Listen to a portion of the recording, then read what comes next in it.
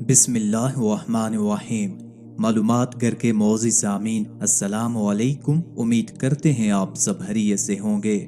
सय्यदिना अबू हुरैरा रज़ी अल्लाह ताला अन्हु से रवायत है, उन्होंने फरमाया, एक आदमी रसूल अल्लाह सल्लल्लाहु अलैहि वसल्लम की खिदमत में हाजिर हुआ और कहा, ए अल्लाह के रसूल, हम समुंदर का सफर करते हैं और अपने साथ थोड़ा सा पानी ले लेते हैं। अगर हम इससे वजू करें तो प्यासे रह जाएंगे, पीने के लिए पानी नहीं रहेगा, तो क्या हम समुंदर के पानी से वजू कर लिया करें?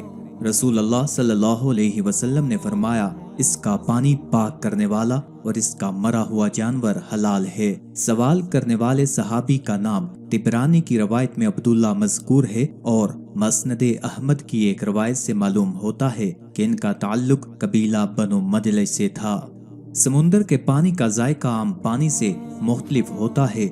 गालबन इसी वजह से सहाबी के ज़हन में अशकाल पैदा हुआ। नबी अकरम सल्लल्लाहु अलैहि वसल्लम ने वजाहत फरमा दी कि समुंदर का पानी पाक भी है और पाक करने वाला भी, इसलिए इसको वजू वगैरह के लिए इस्तेमाल किया जा सकता है। समुंदर के मरे हुए जानवर से मुराद वो जानवर है जो पानी में रहने वाला है। वो जिस तरह जिंदा पकड़ा जाए तो हलाल होता है, उसी तरह अगर समुंदर में मर जाए या समुंदर से बाहर आकर मर जाए तो भी हलाल है। इसे खुश्की के जानवर की तरह ज़बह करने की जरूरत नहीं।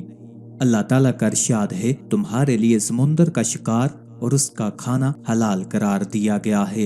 अलबत्ता खुश्की में रहने वाला जानवर अगर पानी में डूबकर मर जाए तो वो हराम है, क्योंकि वो मुर्दा समुद्री जानवर नहीं बल्कि खुश्की का मुर्दा जानवर है। बाज जानवर पानी में भी जिंदा रह सकते हैं और खुश्की में भी। क्या उन्हें पानी के जानवरों में शुमार करना चाहिए या खुश्की के जानवरों में? हदीस में इनमें से सिर्फ मेंढक का जिक्र आता है। उसके बारे में सुनन इब्ने माजा में एक हदीस मरवी है जिसमें मेंढक को कत्ल करने की मुमानियत है। एक और हदीस इमाम इब्ने हजर रहमतुल्लाह अलैह ने जिक्र की है जिसका मफहूम यह है कि रसूल अल्लाह सल्लल्लाहु अलैहि वसल्लम ने तबीब को दवा में डालने के लिए मेंढक मारने की इजाजत नहीं दी थी। हाफिज इमाम इब्ने हजर ने फरमाया, इस हदीस को इमाम अहमद ने रवायत किया है। इमाम हाकिम ने इसे सही करार दिया है। इमाम अबू दाऊद और इमाम नसाई ने भी इसे रवायत किया है।